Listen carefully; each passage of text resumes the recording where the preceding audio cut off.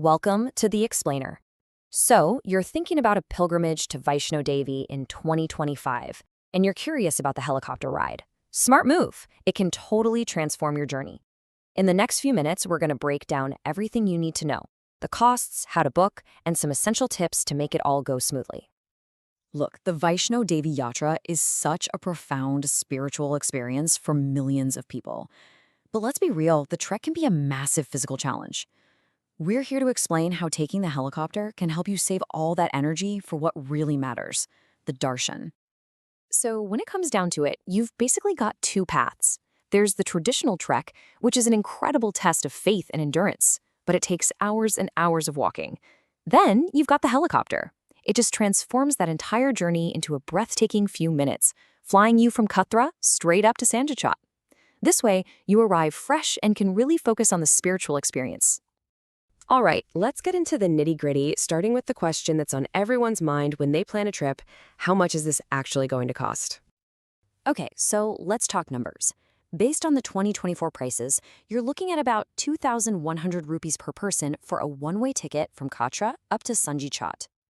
And of course, that means for a round trip, you should probably budget for around 4,200 rupees.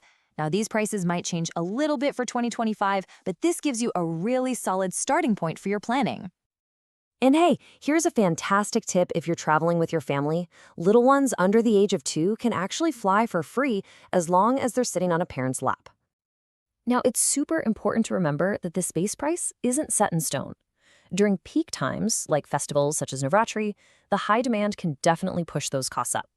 You might also find pricier packages that bundle in things like VIP darshan, or even a direct flight all the way from Jammu if you're really on a tight schedule.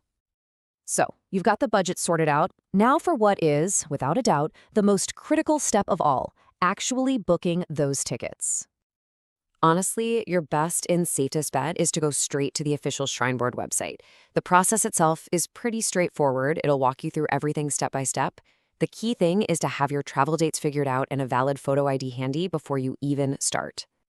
Okay, listen up, because if you only remember one thing from this whole explainer, please let it be this. Book as early as you possibly can. I'm not kidding. Tickets go on sale months in advance, and they sell out shockingly fast, especially for weekends and festival periods. Waiting is just not an option here. All right, you did it. You've got your tickets. Now, let's talk about the actual day of travel. Here are 4 quick tips to make sure everything goes off without a hitch. First up, get there early. And I don't just mean a little early. Plan to be at the helipad at least an hour before your flight. This isn't just a friendly suggestion. It gives you a crucial buffer for security, for check-in, all the formalities, so you can start your journey feeling calm and not rushed. Second, and this is a big one, pack light. Seriously, the space on the helicopter is extremely limited.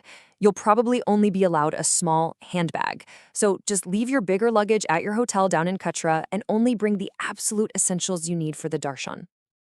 Third, you need to become a bit of a weather fanatic.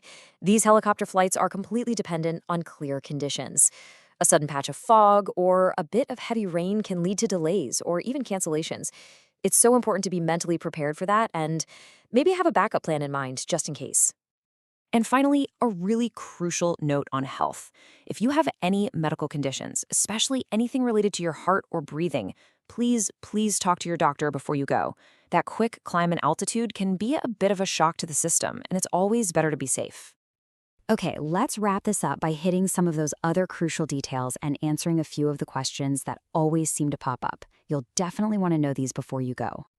This table basically covers all the fine print, but let me pull out the 2 things you absolutely cannot forget. Number 1, you must have a government-issued photo ID, no exceptions.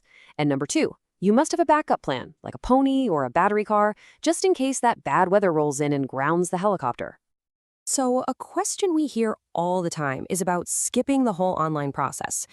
Can you just show up at the helipad and buy a ticket right there in person? Well, the short answer is yes. There is an offline counter at the Katra helipad. But honestly, trying to rely on it is a huge gamble. Availability is incredibly rare and totally unpredictable. To avoid that deep disappointment of missing out, booking online is truly the only reliable way to go. In the end, all of these details, the prices, the booking windows, the packing tips, They all just serve a single purpose. They're simply tools to get the logistics out of the way so you can clear your mind and focus entirely on your spiritual experience. See, by handling all the practical stuff ahead of time, you're really giving yourself a gift, the freedom to just be fully present during your pilgrimage. You can focus on your devotion, on peace, and on the blessings of the journey. So our final question to you is, with all the logistics taken care of, what will you be focusing on at the top?